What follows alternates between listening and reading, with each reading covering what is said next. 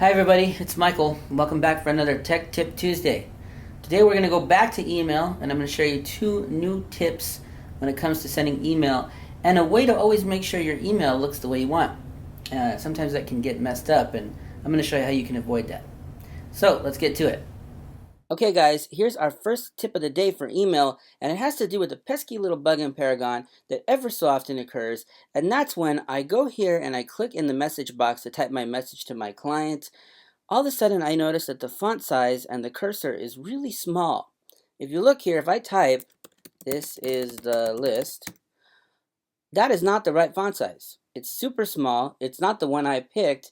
What happened? Well, again, this is a small little bug in Paragon, but if this happens to you, do not worry. All you have to do to change the font size back to normal is go here to the upper left part of the window and click, and you're going to notice that when you click, the cursor changes to your original cursor settings. Now if I type, "This is a list," it's in the font choice that I made. I had picked one that was blue and bigger, and now you can see it's there. So that's our first tip of the day.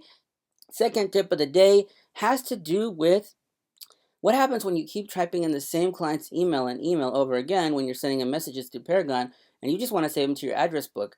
Well, if you look here next to this email address that I've typed into the two, there's a little plus sign. That's the tip. If you hit the plus sign, it'll actually give you a chance to create a contact so that you never have to type in the email again. You can just pick it from a list of contacts. That's the tip of the day. Anytime you've got an email in your email screen for Paragon, if you see the little green plus sign, click on it and make them a permanent contact. That way you don't have to keep typing it in over and over again to remember it. So there you have it, some more email tips that will help you on your day-to-day work. Now, speaking of email, what happens if you want to send an email to me about a problem with an MLS listing? Well, you could actually go through the process of opening up your email client, typing in the MLS number, putting all the information in, and sending it to me. But a very easy way to do it is in the MLS system. If you're looking at any listing, there's a correction button right above the listing.